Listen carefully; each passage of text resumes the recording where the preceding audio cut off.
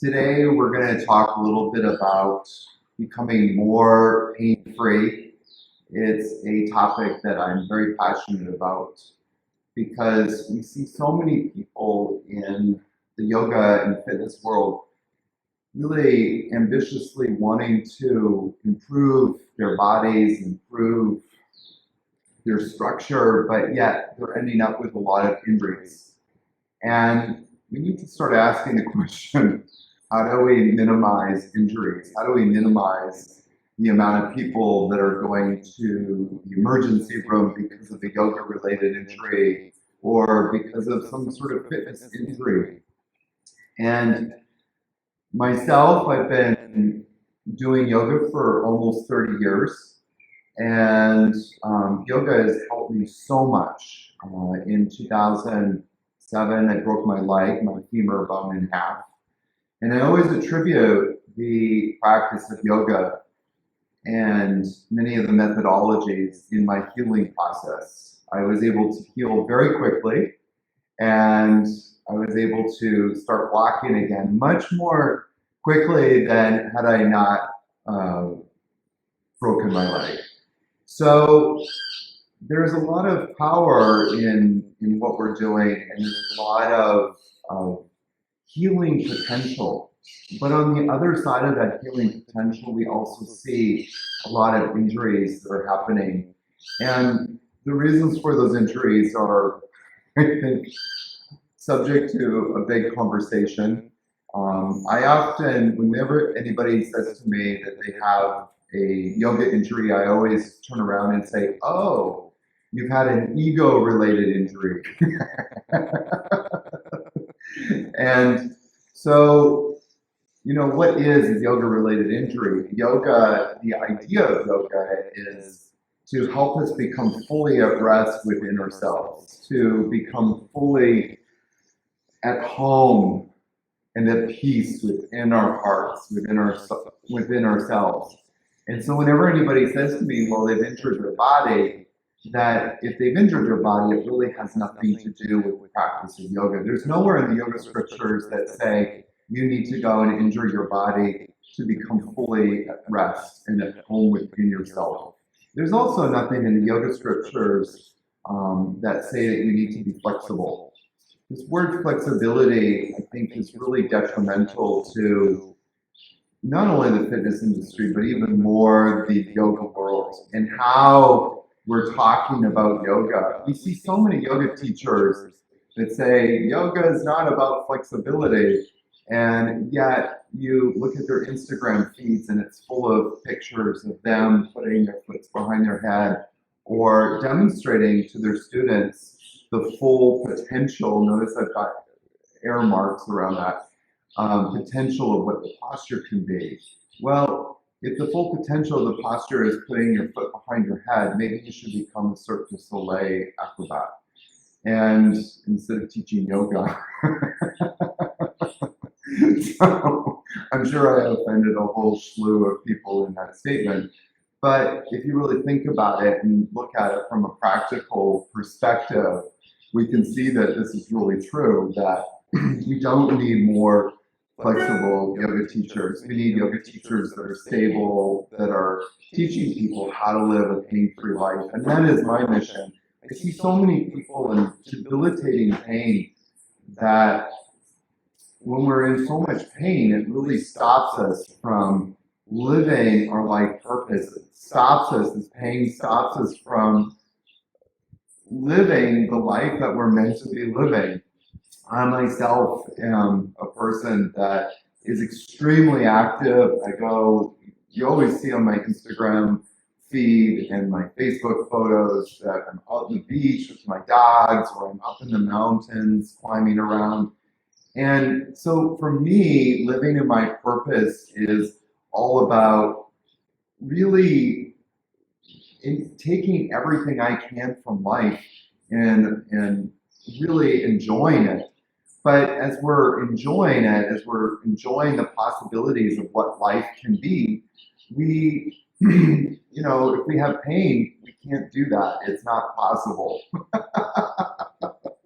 And so we need to think about, okay, well, how do I become more pain-free? And I was talking about flexibility just a moment ago, about how flexibility really is detrimental in the yoga world. And the reason for that is because anytime we start stressing a muscle out, anytime we start creating this stress in the muscle, there's the connection between the brain and the muscle is severed. And if I had a model with me, maybe next week when I do my live, I'll have a model with me and I can show you the effects of what stretching can do. And I want to just talk a little bit about that, because there's two yoga postures I refuse to teach pretty much in all of my yoga classes. And the two postures, and I know there's going to be a lot of angry people not happy with what I'm going to say, but one of those postures is child's pose, and the other posture is knees to chest pose. And so when you're on, when you teacher says bring your knees to your chest, you bring your knees in and you grab your knees and you pull the knees into your chest. But this is not good, because when you see my knees here, you see the distance? That's my range of motion. That's as far as I can pull the knees in. Now, I can do some things to increase the efficacy of my muscles, my beautiful abdominal muscles. I can do something to pull the knees in. I can increase the efficacy of the abdominal muscles so that my knees are able to come in more. What is happening there? Well, the muscle is able to contract better. The muscle in the abdominals, psoas minor and the first and second rectus muscles, and maybe even some hip flexors, psoas major, are able to contract. And when those muscles contract, our range of motion improves. But when a muscle also is able to contract properly, we also have stability. Stability, stability, stability. We need to have stability. If you're just going to work on flexibility without stability, there's always the opportunity for injury. Put that in your brains, please, please, please. Flexibility without stability always leads to injury. And so we want to get more stable in our postures. We want our muscles to be able to contract and contract on demand. When our muscles are able to contract and contract on demand, then we are able to have more stability. I was actually waking up this morning and my back is a little sore. I saw my chiropractor yesterday, and he has me on this extension table, so it's literally pulling my spine apart. It's actually this really cool machine that kind of pulls your spine apart and brings it together and pulls it apart. And by doing this, you start to rehydrate the discs in between the spine, and my discs are really bad, bad condition. Mostly because I worked on flexibility without creating more stability. So, when you're on your back doing this pose, get used to just pulling the knees into the chest. Now, if you want to work this pose, and if you want to do this with me, doing this pose by pulling the knees in and contracting these muscles, these are all the muscles that are responsible for trunk flexion. Trunk flexion is really important because if you don't have trunk flexion, if your muscles aren't stable as you're supporting yourself, as you're bringing your trunk forward, you can so easily start to strain and hurt the muscles in the lower back. So we really want to focus on getting those muscles stronger. We want to get those muscles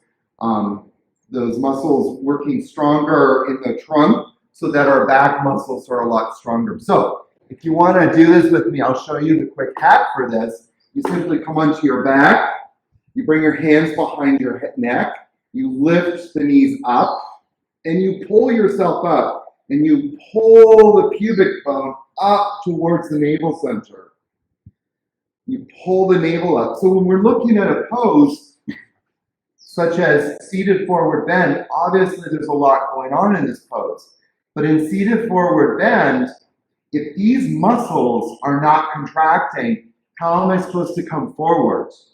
And so as yoga teachers especially, or if you're taking a yoga class and you're sitting here and you're like, I can't come forward unless I get a strap and pull myself forward, or unless my teacher comes up and pushes me forward. But if you think about that for a moment, if I'm not able to come forward, what muscles are not contracting properly?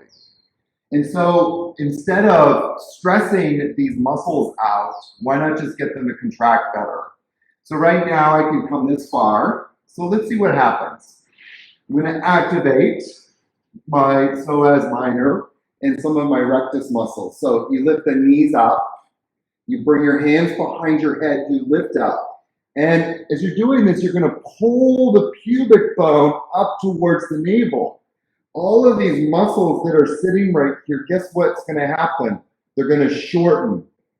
And as they shorten, your brain is going to go, oh, there's a muscle here. Come on, guys, let's start to shorten. That's what happens when we're talking about activating muscles. So you bring the feet up, bring the hands behind the head, shorten those muscles, and we hold for 6 seconds. So that was 2, 3, 4, 5, 6, and come on down. And then come on up again and do 1, 2. Now again, you're not trying to lift the pubic bone towards the ceiling. You're pulling the pubic bone towards the navel really strong. And then bring it down. And relax. This is a really important point in applied yoga anatomy, that we're able to come and relax in between each one. We want the nervous system to be really relaxed, really calm, really chilled out. And then we come back and we do it again. Repeat. 2, 3, 4, 5, and 6. And come on down. And then come on up. And hold 1, 2, 3, 4, 5, 6, and come on down. And we'll do it again. Come on up. We do it for about 6 times. 3, 4, I'm really pulling the pubic bone up. And come on down. And just for fun, we're going to do also the rectus femoris. So the rectus femoris is one of the quadriceps. Starts up with the pubic bone and comes all the way over and wraps around the knee. And so we talk about tight hamstrings. Well, are the hamstrings tight, or is the rectus femoris not doing its job? So a simple hack to get the rectus femoris activated, just lift your legs up. If that's too much, just lift one leg up. Okay? I'm pretty strong. I can do both legs, and for the purpose of the video, I'm just going to do both legs. Okay? So you lift them up about 30, 45 degrees, and then slowly come down. And then come on back up. And come on down. And come on up. And again, we hold 6 seconds. 2, 3, 4, 5, 6, and come on down, and then come on up. 3, 4, 5, 6, and come on down, and come on up. 2, 3, 4, 5, 6, and come on down, and come on up. 2, 3, 4, 5, 6, and come on down. So just kind of for fun. So it didn't improve that much. When I bring my knees into my chest, there wasn't that much more range of motion. But had I brought my hands to my knees and pulled my knees into my chest, it would have bypassed the circuitry with my brain, and the brain would have disconnected from that muscle. I want my brain to be connected to my muscles. I don't want my brain to disconnect from my muscles. So now I've activated my trunk flexors and some of my hip flexors. Let's see what happens. You see how much more my range of motion is now? I can actually grab my feet. Before, I came forward and I got this far.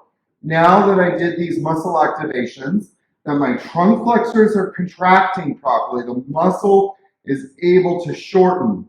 Again, when a muscle is able to shorten properly, you have stability.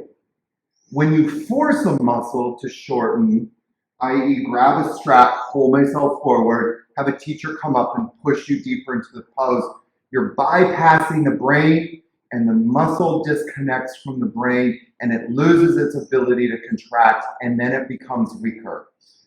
And you create this kind of loop of stress in the body. Whenever there's stress, there's inflammation, and inflammation also inhibits that connection between the brain and the muscle. So we want that connection stronger. Okay, so as I come forward, now I can stay here and I'm like in a good position here. I can even grab my feet. I'm not going to pull myself forward. Whenever you practice forward bends from an applied yoga anatomy perspective, it's actually better to take the hands out. You can see, I'm going to twist my body a little to the right. I can see how far I'm able to come forward. That's my range of motion.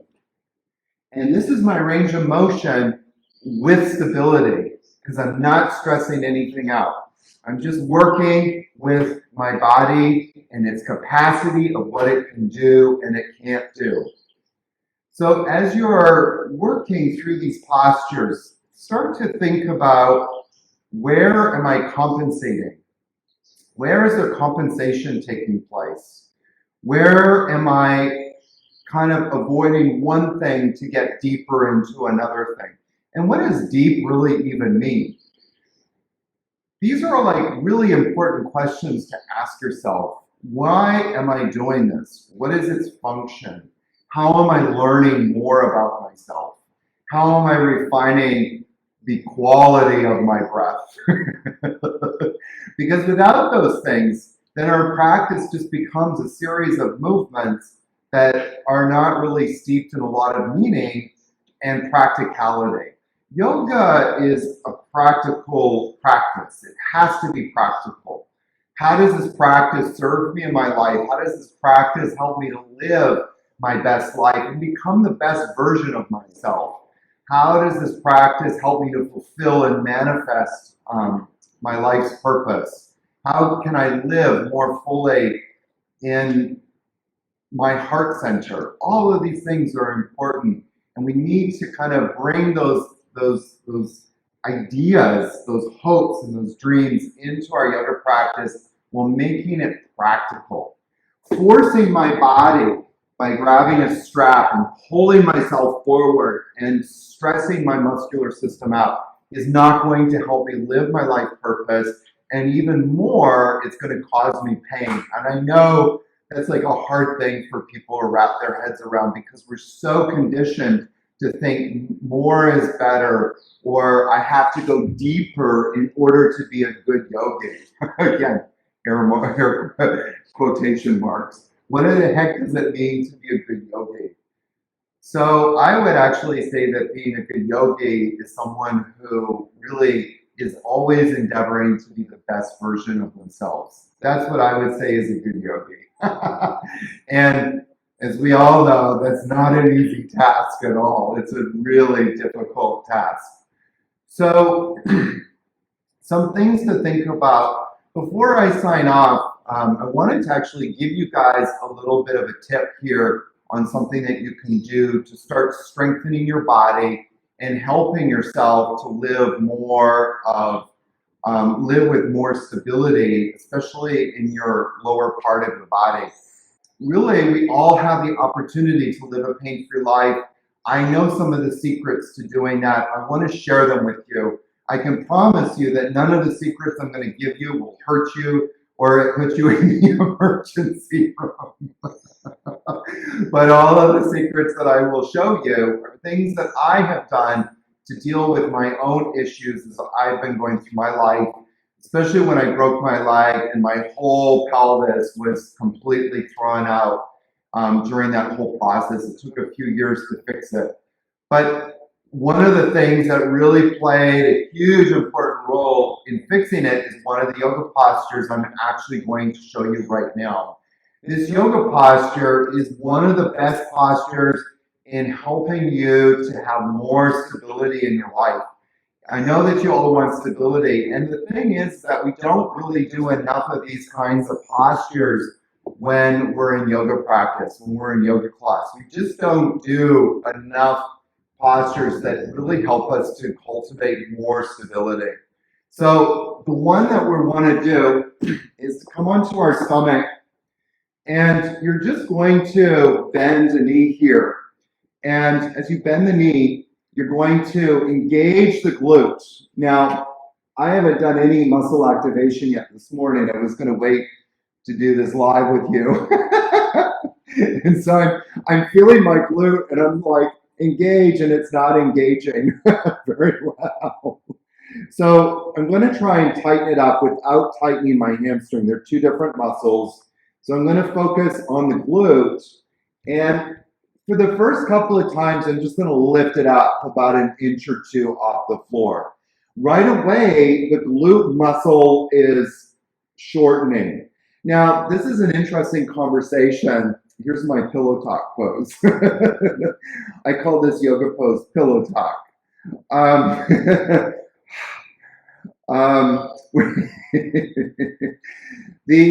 A lot of people mistakenly think that squats are a great pose to strengthen the glutes, and it's not really true.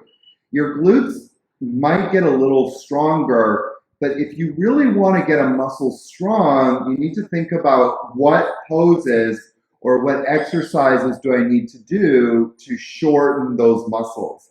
That's what you really want to do. And with the glutes, there's very few exercises, there's very few postures that shorten the glutes. And you can actually see I'm doing this abduction exercise of lifting my leg up. This is actually a great pose to work on shortening specifically glute medius, the middle glute, and a little bit of glute minimus as well.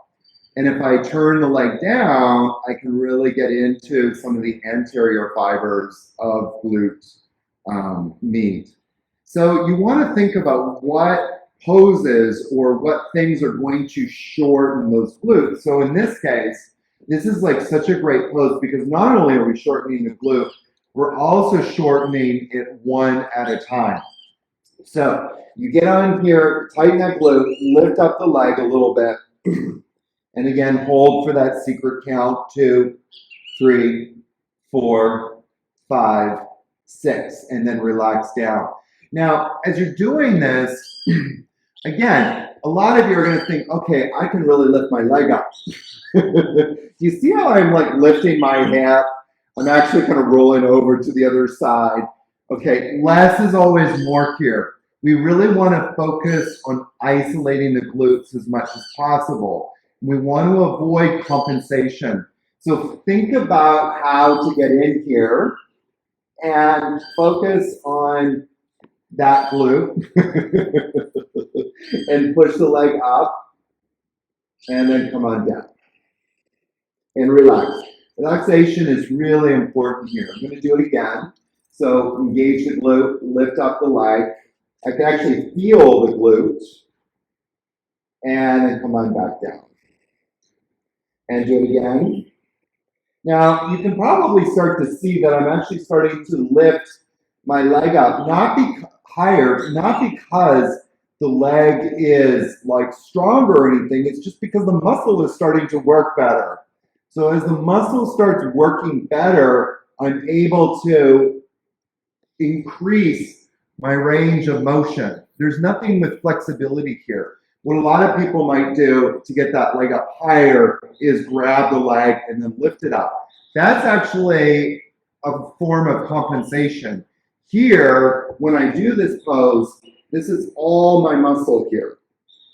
So 2, 3, 4, 5, and 6. Good. I'm going to do the other side really quickly.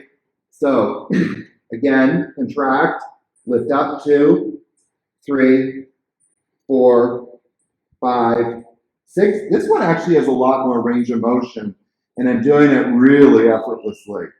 And I'm coming up, 2, 3, 4, 5, 6, and down, and up, 1, 2, 3, 4, 5, 6, and down, and up again. Contract the glute and lift up, 2, 3, 4, 5, 6, and down, and then coming up, and lift up, 2, 3, 4, 5, 6, and come on down, and come on up, and lift up, 2, 3, 4, 5, 6, and come on down, and one more time, and lift up, 2, 3, 4, 5, 6, and come on down. Good. So that's a simple and easy hack to just get the glutes activated. If you can do those before you guys work out, before your yoga classes, you're going to notice a lot more strength and stability.